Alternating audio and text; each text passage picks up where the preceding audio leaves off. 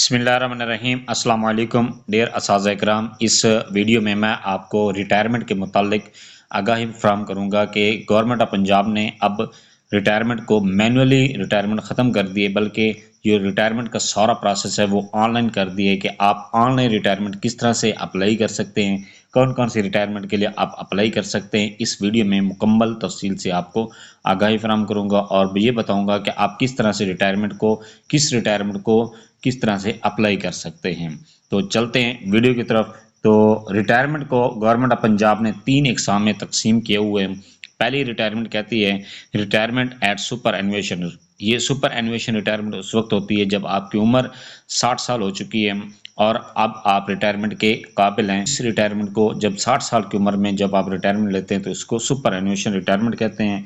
दूसरी रिटायरमेंट कहते हैं लीव प्रिपरेटरी टू रिटायरमेंट। ये अभी जो असातिज़ा इकराम का इशू चल रहा था लीव इन कैशमेंट का, तो लीव इन कैशमेंट का ये था कि अगर आप 1 साल की छुट्टियां आपने अपनी सर्विस मुकम्मल की है और जब आप रिटायरमेंट लेते हैं तो आपको पहले लीव इन कैशमेंट दी जाती थी, लेकिन जो आपकी 365 दिन की छुट्टियां थी वो आपको पेमेंट की शक्ल में फ्राहम की जाती, उसकी पेमेंट दी जाती थी। लेकिन अब गवर्नमेंट ने ये रूल निकाला है कि अगर आप 1 साल की आपकी छुट्टियां बचती हैं तो आप उनको लीव इन कैशमेंट नहीं लेना चाहते तो आप अपनी रिटायरमेंट से 1 साल पहले अप्लाई कर दें।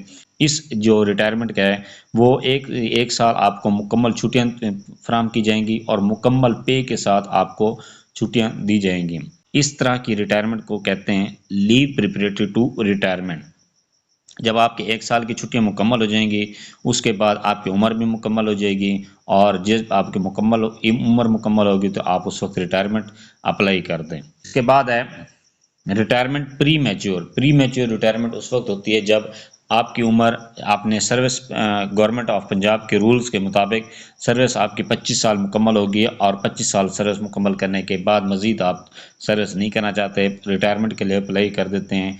या जो गवर्नमेंट ऑफ पंजाब ने अभी रूल निकाला था कि 55 साल की उम्र तक आप सर्विस करते हैं, जब आपकी उम्र 55 साल हो जाती है तो आप रिटायरमेंट के लिए जो अप्लाई करते हैं इस रिटायरमेंट को कहते हैं प्री मैच्योर रिटायरमेंट। ये तीनों रिटायरमेंट को आपने किस तरह से अप्लाई करना है स्टेप बाय स्टेप मैं मुकम्मल आपको बताता हूँ। जब उम्र आपकी 60 साल मुकम्मल हो जाती है तो गवर्नमेंट ऑफ पंजाब की तरफ से आपको जिस दिन आपकी रिटायरमेंट से 1 महीना पहले दो महीना पहले आपके पास मैसेज आता है गवर्नमेंट ऑफ पंजाब की तरफ से कि ऑनरेबल मिस्टर अली SST सैंस, ये एक फर्जी नाम है। डेट ऑफ बर्थ उसकी थी 20/10/1961 और you are going to be retired on 19/10/2021। You are requested to kindly confirm the above dates and update your required documents through your login and password in HRMIS। जी, जब आपके पास ये message आता है पहला step उसका यही है कि आपके पास गवर्नमेंट ऑफ पंजाब की तरफ से पहले मैसेज आएगा। मैसेज में लिंक भी आपको एप्लीकेशन का HRMS का दिया गया है, आपने उस लिंक पर क्लिक करना है। जैसे आप उस पर लिंक पर क्लिक करते हैं आपने अपना यूज़र नेम और पासवर्ड देना है। पासवर्ड देने के बाद attach all mandatory documents through app, तो आपने मुकम्मल अपने डॉक्यूमेंट्स को अपलोड करना है, जो भी रिटायरमेंट के लिए डॉक्यूमेंट्स रिक्वायर्ड हैं।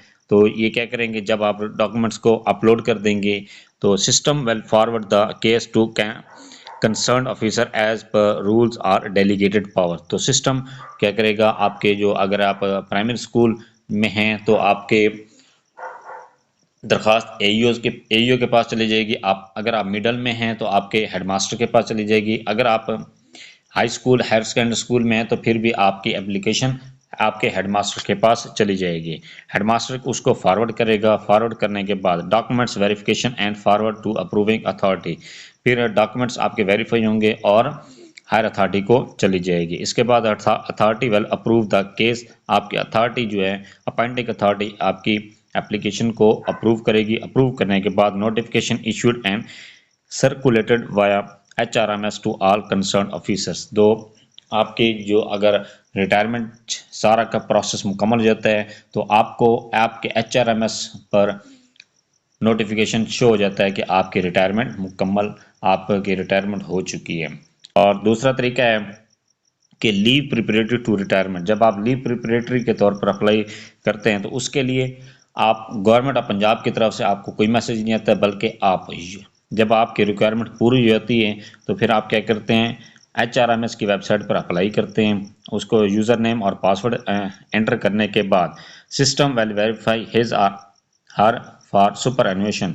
जब आप पोर्टल पर जाकर अप्लाई करते हैं तो आप अप्लाई करने के पर सिस्टम है वो आपकी रिक्वायरमेंट को चेक करता है कि अगर आप सुपर लीव प्रिपरेटरी के मुताबिक अगर आप रिटायरमेंट ले सकते हैं तो फिर नेक्स्ट प्रोसेस ये आता है, अटैच ऑल मैंडेटरी डॉक्यूमेंट्स। तो आपने डॉक्यूमेंट्स अपलोड करने हैं। डॉक्यूमेंट्स अपलोड करने के बाद फिर वही प्रोसेस पर शुरू हो जाते हैं कि system will forward the case to concern officer. आपके जो दरखास्त है आपकी हायर अथॉरिटी को चली जाती है, हायर अथॉरिटी वेरिफिकेशन करती है। वेरिफिकेशन करने के बाद आपकी रिटायरमेंट को, अगर रिटायरमेंट बनती है तो आपके रिटायरमेंट को अप्रूव करती है। जब आपकी रिटायरमेंट अप्रूव हो जाती है तो आपके पास HRMS पर नोटिफिकेशन शो हो जाता है। इसके बाद है retirement, pre mature retirement. Pre mature retirement के लिए भी आपको गवर्नमेंट ऑफ पंजाब की तरफ से ऑलरेडी कोई मैसेज नहीं आता, बल्कि आपने अपने यूज़र नेम और पासवर्ड एंटर करने के बाद HRMS पर system will verify the his qualifying service 25 year. अगर आप रिटायरमेंट के लिए अप्लाई करते हैं तो सिस्टम ऑटोमेटिकली चेक करेगा कि आपकी जो रिक्वायरमेंट है 25 साल सर्विस मुकम्मल हो चुकी या नहीं हो चुकी। तो जब आपकी सिस्टम चेक कर लेता है कि आपकी उम्र आपकी सर्विस 25 साल मुकम्मल हो चुकी है तो फिर आपके पास ऑप्शन आता है attach all mandatory documents including DAO qualifying 25 service certificate. के आपने एक सर्टिफिकेट भी साथ अटैच करना है कि आपके इदारे से कि आपकी सर्विस 25 साल मुकम्मल हो चुकी है और अब आप रिटायरमेंट लेना चाहते हैं। तो ये और इसके बाद तमाम डॉक्यूमेंट्स भी आपने अपलोड करने हैं जो जो रिक्वायरमेंट्स मतलूब होते हैं। इसके बाद जब आपके रिटायरमेंट के लिए अप्लाई करते हैं, डॉक्यूमेंट्स भी अपलोड कर देते हैं, प्रोसेस को फॉरवर्ड करते हैं, तो आपका जो दरख्वास्त है वो आपके हायर अथॉरिटी के पास चली जाती है। हायर अथॉरिटी क्या करती है, डॉक्यूमेंट्स को वेरीफाई करती है। वेरीफाई करने के बाद आपकी हायर अथॉरिटी आपकी अगर आपकी रिटायरमेंट बनती है तो आपको रिटायरमेंट के नोटिफिकेशन आपके HRMS लॉगिन पर अपलोड हो जाता है और वहाँ से आप अपनी रिटायरमेंट का नोटिफिकेशन डाउनलोड कर सकते हैं। ये था सारा प्रोसेस कि आपने कि रिटायरमेंट का किस तरह से अप्लाई कर सकते हैं, रिटायरमेंट क्या तरीक़ेकार क्या है। अब मैं आपको मैनुअली बताता हूँ कि आप किस तरह से, आपके लिए कौन कौन से डॉक्यूमेंट्स रिक्वायर्ड हैं और आपने अप्लाई किस तरह से करना है। अप्लाई करने के लिए क्या करना है, आपने पहले आपने अपने HRMS पर user name and password enter करना है। जैसे आप यूज़र नेम पासवर्ड एंटर करते हैं तो आपका प्रोफाइल ओपन हो जाती है और आपको लेफ़्ट साइड पर, आपके जो प्रोफाइल के लेफ़्ट साइड पर आपको 3 लाइनें नज़र आती हैं। तो आपने 3 लाइनों पर क्लिक करना है। जैसे आप 3 लाइनों पर क्लिक करते हैं तो आपके सामने इस तरह का ऑप्शन आता है, my profile, instructions, leave request और रिटायरमेंट रिजेक्टेड हिस्ट्री। तो आपने रिटायरमेंट पर क्लिक करना है। जैसे आप रिटायरमेंट के बटन पर क्लिक करते हैं तो आपके सामने इस तरह का पेज ओपन होता है। ये रिटायरमेंट की जो टाइप है उसने बताई है कि आपके पास ये रिटायरमेंट की ऊपर शो हो रहा है रिटायरमेंट टाइप के प्री मैच्योर है या आपकी लीव प्रिपरेटरी रिटायरमेंट है और या आपकी सुपर एनुएशन रिटायरमेंट है। वो रिटायरमेंट आपकी शो हो जाती है। जब आप इसके बाद है कि आपने डॉक्यूमेंट्स कौन कौन से अपलोड करने हैं। पहला कहता है फर्स्ट अपॉइंटमेंट ऑर्डर। तो चूज़ फाइल के बटन पर क्लिक करें और जो आपका फर्स्ट अपॉइंटमेंट ऑर्डर है वो अपलोड करें। उसके बाद फर्स्ट अपॉइंटमेंट ज्वाइनिंग, जो आपकी फर्स्ट अपॉइंटमेंट ज्वाइनिंग है वो आप अपलोड करें। उसके बाद है ऑर्डर ऑफ प्रेजेंट स्केल, जो आपका प्रेजेंट स्केल है उसका ऑर्डर आपने अपलोड करना है। अपलोड करने के बाद present scale joining, present scale जिस स्केल में मौजूदा आप काम कर रहे हैं। फ़र्ज़ किया कि शुरू में जब आपकी जॉब स्टार्ट हुई थी उस वक्त आपका अगर 14वां स्केल था और अब आपका स्केल 18वां हो चुका है तो आपने 18वें स्केल की ही जो ऑर्डर हैं उनको अपलोड करना है। उसके बाद है प्रेजेंट स्केल ज्वाइनिंग, जो आपने प्रेजेंट स्केल जिस स्केल में आप काम कर रहे हैं उसकी ज्वाइनिंग आपने अपलोड करनी है। और इसके बाद है मैट्रिक सर्टिफिकेट, जो आपका मैट्रिक का सर्टिफिकेट था वो आपने अपलोड करना है। आईडी कार्ड कापी, शनाख्ती कार्ड की कापी अपलोड करनी है। अपलोड करने के बाद नो इंक्वायरी सर्टिफिकेट ये आपने अपलोड करना है। नो इंक्वायरी सर्टिफिकेट अपलोड करने के बाद नो डिमांड सर्टिफिकेट ये भी आपने अपलोड करना है। और इसके बाद है एक और ऑप्शन भी आता है नो ऑडिट पैरा सर्टिफिकेट, ये भी नो ऑडिट पैरा सर्टिफिकेट भी आपने अपलोड करना है। अपलोड करने के बाद ये आपने एप्लीकेशन को यहाँ पर सबमिट का ऑप्शन है या प्रोसेस का ऑप्शन है, तो आपने प्रोसेस के बटन पर क्लिक कर देना। जैसे आप प्रोसेस के बटन पर क्लिक करते हैं तो आपके सामने ये आपकी जो एप्लीकेशन है आपके हेडमास्टर के पास चली जाती है। अगर आप प्राइमरी टीचर हैं तो आपकी जो एप्लीकेशन है वो आपके हेडमास्टर को चली जाती है या एईओ के पास चली जाती है। एईओ क्या करेगा, आगे फॉरवर्ड करता है डिप्टी को, डिप्टी फॉरवर्ड करेगा डीओ को, डीओ से फॉरवर्ड करता है सीईओ को। अगर आप मिडिल स्कूल में या हाई स्कूल में या हायर सेकेंडरी स्कूल में तो आपकी एप्लीकेशन आपके हेडमास्टर के पास चली जाएगी। हेडमास्टर के जो मिडिल स्कूल और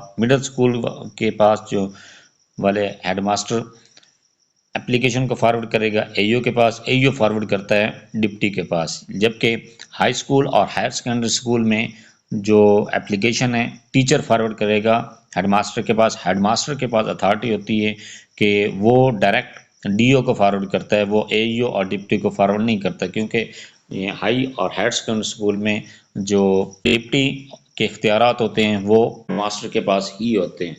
तो स्कूल और हायर सेकेंडरी स्कूल का हेडमास्टर एप्लीकेशन को डीओ के पास फॉरवर्ड करता है, डीओ आगे सीईओ के पास फॉरवर्ड करता है। और आपके डॉक्यूमेंट्स वेरिफिकेशन करने के बाद ये हेड टीचर के लिए ऑप्शन है रिटायर।